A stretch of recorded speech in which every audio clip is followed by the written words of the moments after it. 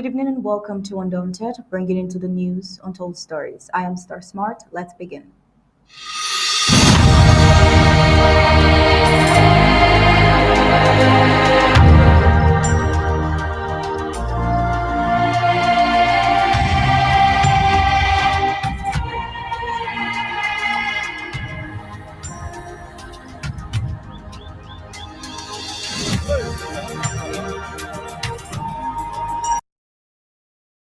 Well, southern Cameroon's Amazonia has had to suffer for 6 long decades of manipulation, attempted annihilation, subjugation, marginalization, and outright slavery.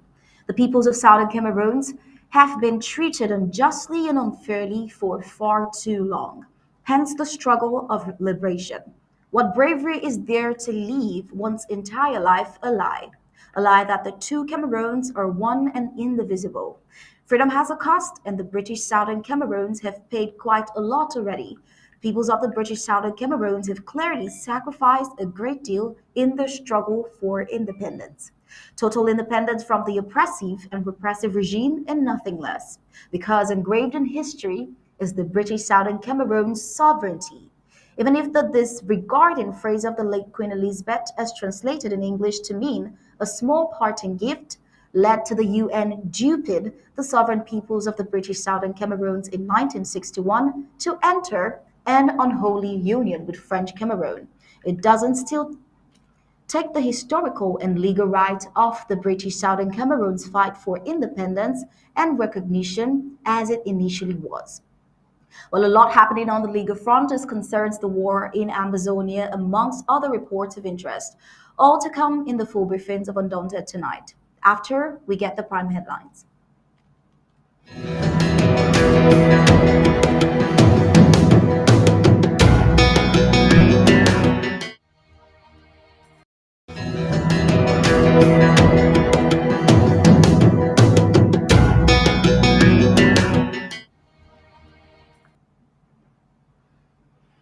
Here are the prime headlines for tonight. We'll start with the report Colonial Bamenda City Mayor uses Christmas gift to cover up for failures on social welfare. So many cities in Amazonia enters the third month of electricity blackout. The CHRDA and Amnesty International calls for all prisoners to be released. Tonight on Undaunted, La Republic de Cameroon caught in between Boko Haram insurgency and the ravaging Amazonian War of Independence. And on the African scene, we have a lot to tell you from Zimbabwe to South Africa. And on the foreign scene, Trump leads Biden in Michigan and Georgia as broad majority holds negative view of the current president. Now let's get the news in full briefings.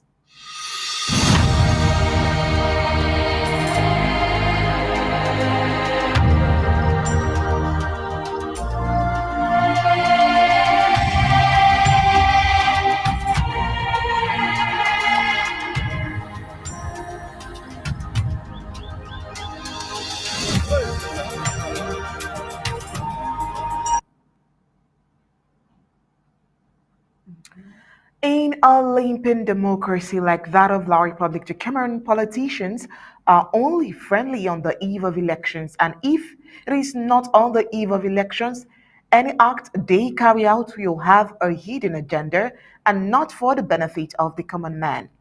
Accounting is not part of La Republic de Cameroon government as far as you are loyal to the Cameroon's People's Democratic Movement, but the party in power, Cameroons are governed based on CPDM party lines, and the bigwigs of the party decide how things are governed. Voted in what many described as hijacking in 2020, the Colonial Bamenda City Mayor, the in-house slave Paul Achambang, Paul has failed in improving the lots of the denizens of Bamenda. The social welfare of the common man is not his priority. The city of Bamenda lacks potable water despite being blessed with Bantu Dam that can be rehabilitated and distributed to households. Now, this is where we'll begin the full briefings of Undaunted tonight. How are you doing, sir? Good evening, Omi. Good evening, Ambazonians. Well, the nature of the roads in Bamenda leaves nothing to be desired. After a year and some months, Colonial City Mayor Paul Achumbang demolished homes by the city roads and dug out the spotted tar of the roads, assuring all that the roads would be widened. It is over 16 months after the heavy demolition, and nothing has been done in the city. It appeared the project died at birth. Well, today, Tuesday, December 12th, he called together bike riders, taxi drivers, traders, and traditional dance groups to come to get Christmas gifts. At the amazement of those who showed up, they were given the sum of 2,500 francs CFA after spending hours in queue. Now, an interesting question that we would like you to think about is what can 2,500 CFA do for a person whose house was burnt down by the colonial forces? The Colonial Bamanda City Council brought together bike riders, taxi drivers, Bayans, Salams, and traditional dance groups and hawkers in Bamanda in the name of assisting them to better celebrate the feast of the birth of Christmas. The above mentioned persons who have been battered by the ongoing war in Amazon flooded the Ayabo where they were invited. They expected to get bags of rice and vegetable oils and ask questions concerning the plight of the colonial administrators. Invitees were registered upon arrival and all few group presidents were given the floor to talk in what seemed to have been pre-arranged talks. Others with aching worries were denied the floor to talk. Well, the hidden agenda behind the get together as gathered is to cajole the people into joining hands with the colonial administration who has been fighting for a long while now, the Monday goes down. Now, given that this year's Christmas celebrations day and the New Year as well falls on a Monday, Monday being the traditional ghost down day in Amazonia, and given the people a unanimous voice to come out and celebrate those two important days that falls on Monday, the colonial administrators think after the celebrations, Monday will go back to normal. Well, at the end of the talks, a prepared document was read as a resolution of the come together of the different groups, and the sum of 2,500 SEPA was one to the dissatisfaction of the invitees who were never given any room to ask questions, and also to the fact that they were expecting more given that they had not benefited anything from the colonial city council mayor since he took office in 2020. Now, this is not the first attempt of the colonial city council to fight Monday ghost towns. Upon assuming his functions, the in-house slave Paul Achumbang engaged in the sale of basic food items at a reduced rate on Mondays to lure the people to come out on Mondays and disrespect the Monday ghost towns. But then the project never lasted for more than a month and was abandoned. When the Monday sales failed, the Colonial City Council of Paula Chombang, other head, brought shuttle buses and put them in circulation on Mondays to encourage the people of Bamenda to come out on Mondays. Transportation on board the shuttle buses were free of charge. That scheme also failed to bring out the people of Amazonia in general and Bamenda city dwellers in particular on Monday. That project was abandoned. Today, he has come up with Christmas gift of 2,500 francs CFA. The question is, will it last? Will it even survive the eve? Let's watch and see. Since all will just go for the since we want catch up with time, then we will have a word from the city mayor on whose behalf we there and the others. Then we will get a word from the president of Medutu, Mezan Divisional Union of Trade Unions. And then after that, we now get a word from the Confederation. Brief agenda that will be. But before we go for prayer, I want to recognize the presence, the mayors, the president, the city mayor himself, and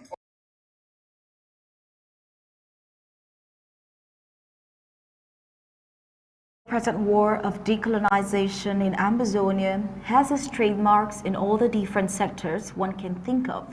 There is no given sector or institution that is not affected in one way or the other as a result of the war. Things are no longer the same in Amazonia as was the case before the present war of independence. These changes are evident in the fact that powers to will and do are no longer in the hands of the La Republic colonial government. Well, La Republic the Cameroon government-run institutions in Ambazonia are barely functioning. Colonial La Republic the Cameroon Electricity Supply Company (ENIL) is failing in its responsibility in a greater part of Ambazonia. They are unable to do repairs and installations in cross-section of the Republic of Ambazonia. The challenge is that there is insecurity. The routine deployed colonial forces are unable to protect NEO workers to carry out their work. It can only be so far due to the fact that the security of the land is in the hands of the Ambazonia Restoration Forces, and any person or institution that doesn't align with the laws of the land is bound to feel insecure. Why can't the colonial forces not openly confess that they are not so useful in Amazonia as far as providing security is concerned? It has been weeks now and counting since the transformer giving electricity to the Nkwame axis of the city of Bamenda went bad. The population is tired of the blackout with the negative effects on businesses. Enio has decided to maintain sealed leaves as far as the plight of the people is concerned. Well, some intercities in Amazonia are in their third month of electricity blackout. The La République du Cameroon Electricity Supply Company, ENEO, is failing in its responsibilities. The inhabitants of Mile 4 in Queen in Bamenda, Mile 90 in Songwa, Mile 7 Alamatu Mankon, and many others are in their third month of this power blackout. This is after the transformer supply in these localities with power got bad with the electricity supply company NEO unable to replace them. Household users, students, and business owners of Uncoin live each day with the expectations to turn on the bulbs to see them shine. But that has been a dream that dies by every nightfall for the last 3 months. This is one of the consequences of the present war. Enio says your workers have been a target to the Ambazonia Restoration Forces who don't want them to operate before this war. Things were not like this. Damaged transformers were immediately replaced. The blackout is greatly affecting many businesses. This was what a businessman said. One resident of my 7 Marken says that they have been in dark more than 3 months and even counting. Well, according to another person, he says in his words, my neighborhood has been without electricity now for more than 3 months, and we are not sure to have it restored shortly. But if this the price we have to pay for peace and freedom to come, then it's okay. Oh, well, this development shows that the management of electricity now in Amazonia is practically in the hands of the people and not the colonial and neo company. Most neighborhoods in Amazonia now put the community spirit in place to secure the availability of electricity. Whenever their transformers get bad, they put their heads together, contribute, and get another one themselves. Well, similar to these Ambazonian spirit is when Ambazonians take it upon themselves to fix their roads through unorthodox means using farm tools instead of waiting around forever on the foils and failed promises of La Republic de Cameroon to fix the impassable roads in Ambazonia. Well, very true, Oni. This collective effort of Amazonia has further proven that for anything to work in Amazonia, it rests on the shoulders of Amazonians, as it is obvious that La République du Cameroon cannot do anything in Amazonia, especially with the insecurity they fear in Amazonia. Another proof that powers have changed hands. Well, worthy to note, even in La République, in its political capital, at that, its corrupt government is still unable to provide electricity. Now, how much more providing for the southern Cameroon's Amazonia?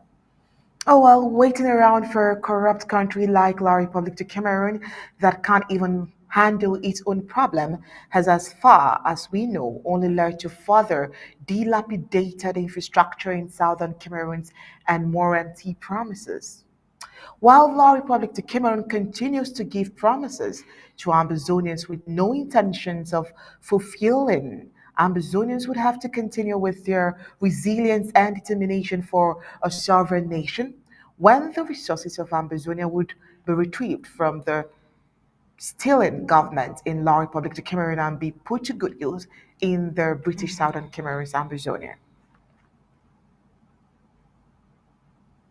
While the Center for Human Rights and Democracy in Africa, CHRDA, has added its voice to that of Amnesty International, Human Rights Watch, and others to call on the Yaoundé junta to release all Southern Cameroon prisoners of war. Barrister Felix Agbobale's Center for Human Rights and Democracy in Africa, whose initiative stands for Federation, landed with the notorious maximum security Kondegi prison in Yaoundé, from where he graduated as a moderate. One Cameroonian has called for the release of all Cameroon's Ambazonia prisoners of war incarcerated in the course of the 7 years ongoing Ambazonia armed conflict.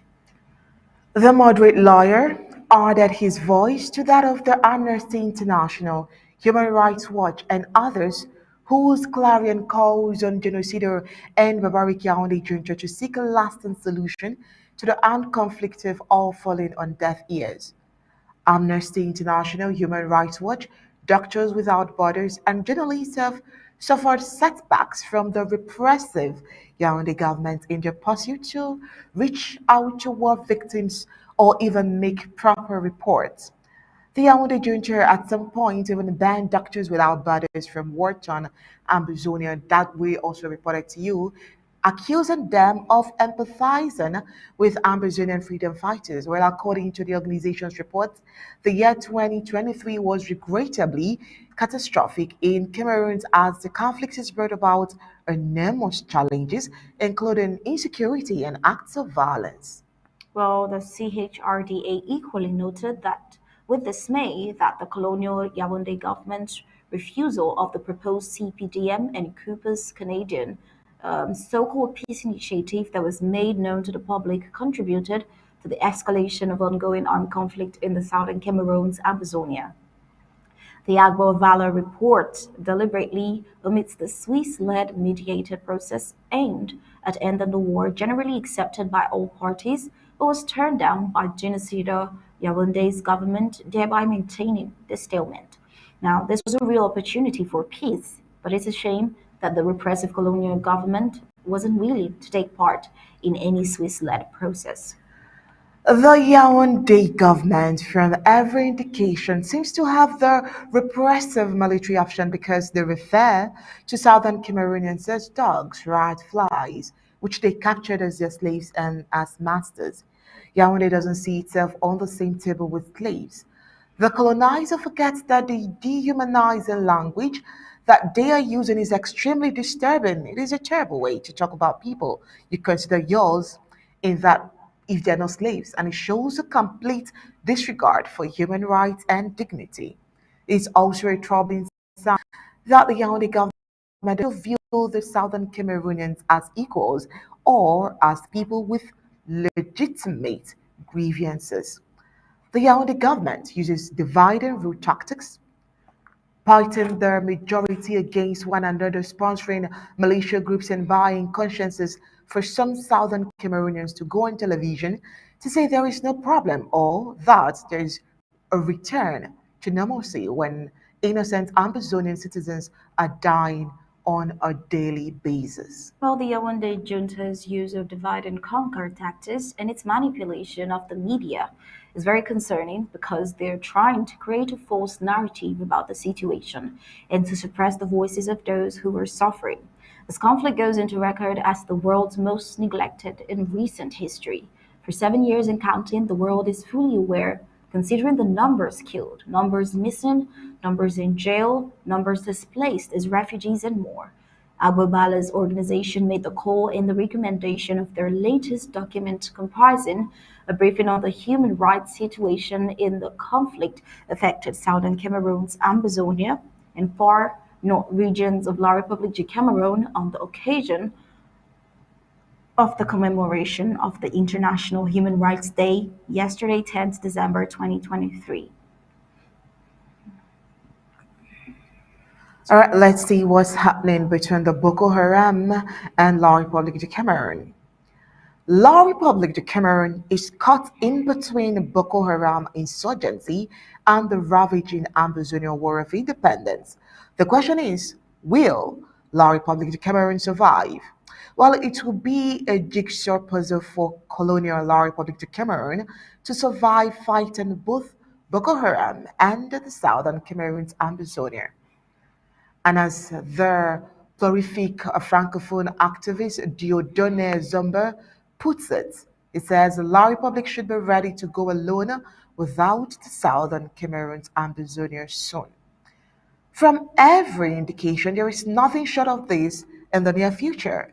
It will get worse until the Southern Cameroon Ambazonia is free from over 60 years of manipulation, annihilation, subjugation, marginalization, and slavery. The Southern Cameroonian people have been treated unjustly and unfairly for far too long. Freedom has a cost, and the Southern Cameroonians have paid with their blood. The Southern Cameroonian people have clearly sacrificed a great deal to struggle for independence, total independence, and nothing less. After all, the Southern Cameroons had already existed, and as such, until the UN manipulated them in 1961 to enter an unholy union with French Cameroons. Well, the war with Boko Haram is adding a lot of pressure to the precarious situation in La République du Cameroun. It is putting a strain on the economy, the security situation, and the government's relationship with the people. It is clear that the government's response to the Boko Haram insurgency has been ineffective, and this has fueled resentment and anger amongst the people. Boko Haram has turned the situation to a lucrative business through kidnapping for ransom. Boko Haram's use of kidnapping for ransom has become a major source of funding for the group, and it's allowing them to continue their insurgency. The fact that they're able to profit off of the suffering of innocent people is truly despicable. It's not possible because it has become a transnational activity with cross-border stakeholders. Well, it is clear that Boko Haram's activities are not limited to La Republic of Cameroon and that the group is operating across borders. This makes it much more difficult to combat them. That's a nearly complex situation as the failed country is facing multiple threats to its security and stability, also with the southern Cameroonian freedom fighters. These threats are putting immense pressure on the country, and it's difficult to predict how they will play out in the long run since the violence in La Republique has been going on for a long time and is causing a lot of suffering for the people. The fact that the conflict has lasted so long speaks to the complexity of the situation and the deep seated grievances of the southern Cameroonians that are at the root of the conflict. Well, sadly, Yaoundé has even corrupted the international body to take only government propaganda, and this is disturbing to hear that the Cameroonian government is influencing the way that the international community views the conflict. That could make it very difficult for the world to really understand what's happening and to support the people who are most affected by the violence. Many conflicts around the world don't get the attention they deserve, and the Southern Cameroon seems to be top on that list. The world's focus has been on other conflicts like the war in Ukraine and the suffering of the people in the southern Cameroon's Amazonia has been overlooked. It is true that the scale of the humanitarian crisis in the southern Cameroon is undeniable. And the numbers are truly shocking. And the fact that the situation has been allowed to go on for so long and that the world has not taken decisive action to stop it is deeply troubling. It seems like there is a failure of both political will and even empathy. Well, it's truly horrifying the fact that the colonial government is actively trying to suppress the voices of those who are reporting on the conflicts and to prevent them from providing much needed humanitarian aid. It's truly appalling. It is hard to understand how a government can justify such actions except for master and slave relationship, as in the case with the Southern Cameroonians enslaved to La Republic de Cameroon by no fault of theirs. Meanwhile, Boko Haram in lucrative business so far. So in just 3 years, from 2015 to 2018, kidnappers in the north of La Republic to Cameroon collected ransom of money around 3 million um, francs CFA, according to Garwa police. This crime is soared despite government measures such as military deployment and the creation of vigilante committees. Now, reports has it that kidnappers are from different African countries and cross borders to capture and hide their victims, making this a complex transnational crime and difficult to contain. Well, going back to September 2nd, four forest and environment sector program employees were kidnapped on the Mayo Jarendi Madingring Road in the country's Mayo Ray department. The abductors demanded 40 million francs CFAs to release them. On 22nd October, at least 40 people of Chadian and Cameroonian nationality were abducted near Tuboro in North Cameroon. Kidnappings for a ransom have increased in the context of North Cameroon's active agricultural and animal husbandry economy. These activities generate significant revenue adding to border trading, which is particularly lucrative. Well, many countries on the border with the Central African Republic, Chad, and Nigeria are the departments most targeted by kidnappings for ransom. Persistent weapons possessions and trafficking in these countries, partly driven by socio-political crisis and rebellions, provides kidnappers with a means to carry out their activities. Sources in North Cameroon told the Institute for Security Studies how hostages takers across these countries have a long and porous borders to find targets. They subdue their victims and sow fear among civilians, rendering them more vulnerable. They usually target farmers, cattle breeders, shopkeepers, and humanitarian workers chosen for their perceived ability to respond to the reason and ransom demands due to their apparent financial capacity. The question is, how well will La Republic de Cameroon handle all of this? Well, coming up next is African Report.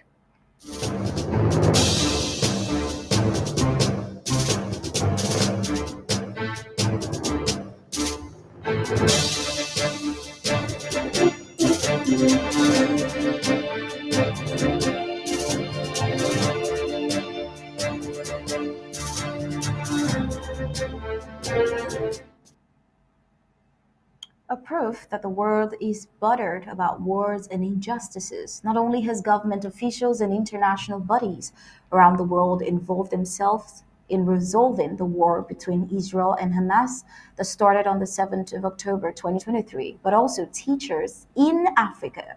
In Tunisia, precisely, thousands of teachers carried out a 2-hour strike from inside the schools in Tunisia today in protest of the ongoing war in Gaza, calling for immediate ceasefire. And while that was going on, the Students' Union took to Tunis streets chanting, "The people want to liberate Palestine," a chant that, from reports, was quickly picked up by those passing by in Bourguiba Street, with some spontaneously joining the students. Now, the call by everyone in the world to end the war going on in Gaza gives some sort of hope, the fact that they're seen and their plights are felt. Certainly, no one wants war anywhere, which is why it will do greater good if this much attention, especially by Africans and the world at large, was, you know, paid same attention to the countries in Africa facing a war themselves, almost like they're already getting abandoned by the rest of their continent and the world in general. Well, moving into South Africa, due to climate change, at least 100 elephants got dead from drought.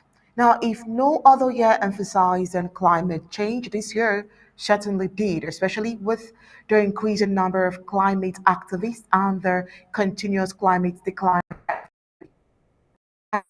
recording the worst heat wave the nation has seen in 4 decades, all as a result of the continuous climate change. And just yesterday, reports from an international animal welfare group said at least 100 elephants have died in Zimbabwe's biggest national park as water holes dried up.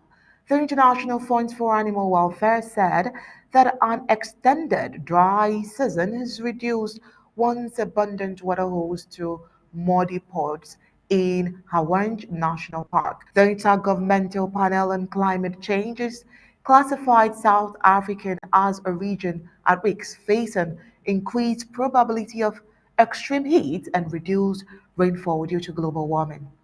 While Zulu, a nation of Nguni-speaking people in KwaZulu-Natal province, a dominant tribe in modern South Africa, has had their recognition on the way by the president of South in by a court in South Africa.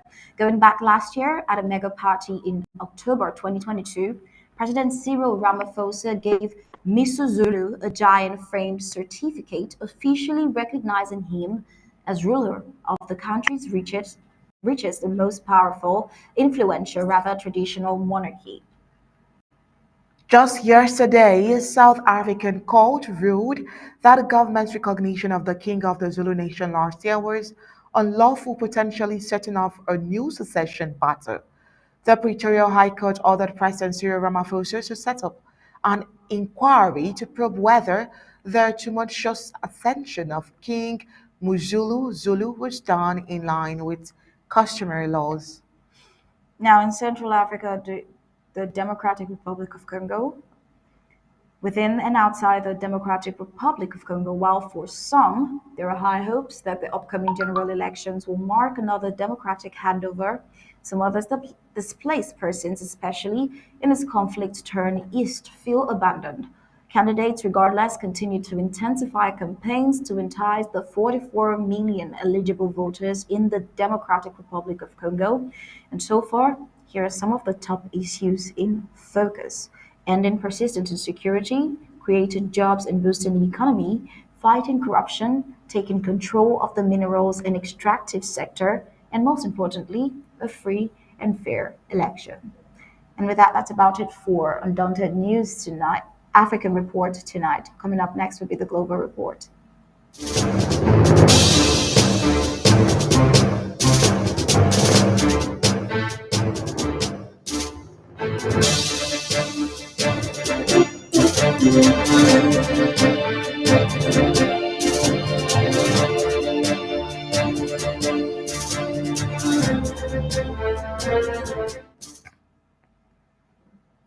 On the global scene, let's start with Trump and Biden.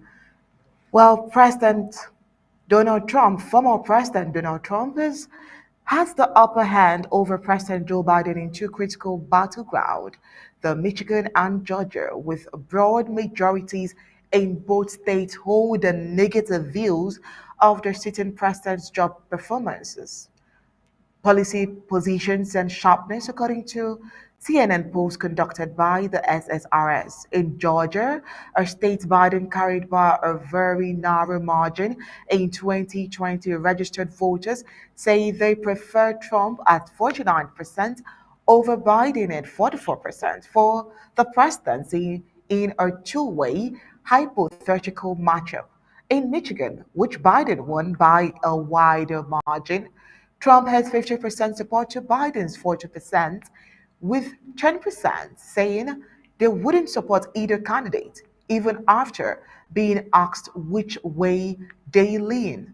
In both Michigan and Georgia, the share of voters who say they wouldn't support either candidate is at least as large as the margin between Biden and Trump. Well, the U.S. Air Force has punished 15 officers over top secret leaks. 15 U.S. Air National Guard officers have been punished for failing to stop a junior colleague from allegedly leaking classified documents online. Jack Texera has been charged with 6 counts of retaining and transmitting classified information. An Air Force report said that officers were aware of his intelligence seeking activities and failed to stop him. However, it also said none of his supervisors knew the full extent of Mr. Teixeira's online activities. Prosecutors say Mr. Teixeira posted dozens of secret documents online in one of the biggest leaks of U.S. intelligence materials in years. Well, away from the US, let's get into the UK. UK condemns China over incidents in the South China Sea against the Philippines. Britain on Monday condemned what is called unsafe and escapatory tactics deployed by Chinese vessels, which is against the Philippines over the weekend in the South China Sea. Well, the Foreign Office said in a statement that says the UK opposes any action which raises tensions, including harassment, unsafe conduct, and intimidation tactics, which increases the risk of miscalculation and threatens regional peace and stability. Both China and the Philippines must adhere to the findings of the 2016 arbitrary award precedents, which are legally binding on both parties. A spokesperson at the Chinese embassy in London said Beijing firmly opposes and strongly condemns the UK groundless accusations and has launched stern representations with the British side on this. Now let's take a look at what is happening in Ukraine. While a British intelligence update on December 10th observed that the Russian force carried out a massive wave of strikes towards Kiev and central Ukraine using its heavy bomber fleet in what was the first such attack after September 21st, 2023. With that mindset was the British intelligence assessed, in their words, this was probably the start of a more concerted campaign by Russia aimed at degrading Ukraine's energy infrastructure. However, initial reports indicate the majority of these missiles were successfully intercepted by Ukrainian air defense. The latest series of events indicates the assessment was correct. Now, in a pre dawn attack on December 11th, the Ukrainian capital Kiev was bombarded with eight long-range ballistic missiles fired by the Russian forces. The missiles were reportedly shot down by the active air defenses, but the debris of fallen missiles killed over four people. What about Saudi Arabia? What's happening there? Well, Saudi Arabia dived deeper into Western assets as it looks set to become the majority owner of the UK's busiest airport in a $12 billion deal. After dominating the world of golf and placing itself atop a new Premier League soccer force, Saudi Arabia now looks set to take control of another Western asset, the UK busiest airport. Well, according to the Sunday Times of the London reports, it says that Saudi's investment fund and private equity group Arden are in the process of taking majority control of London Heathrow Airport after the pair brought up the shares of infrastructure giant last month in an outsized deal. Ferrovial, the former majority owner of Heathrow, announced in November that it had agreed to sell its 25% stake in Heathrow for 2.4 billion euros, that's $3 billion, with 15% going to the Arden and 10% going to the Saudi. The deal valued the airport at 9.5 billion euros, that's 12 of money. But with that, let's wrap up the news here.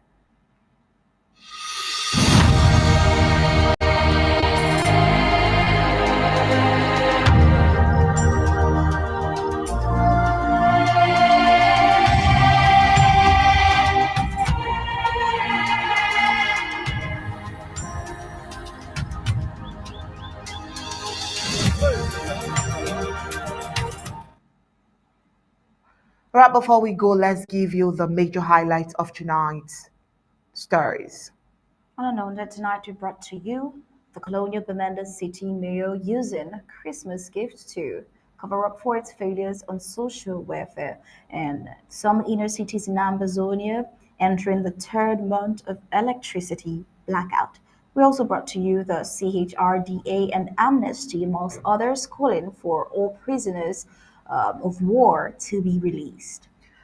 Well, tonight on Undaunted, we told you the La Republic de Cameroon is caught in between Boko Haram insurgency and the ravaging Ambazonian War of Independence. And on the foreign scene, Trump leads Biden in Michigan and Georgia's broad majority, holds the views of the current president. And that was it of tonight Undaunted, bringing to the news untold stories. On behalf of Star Smart and the entire Undaunted crew, we say thank you for tuning in. Leave it with ABC and TV Images. Good night and God bless you.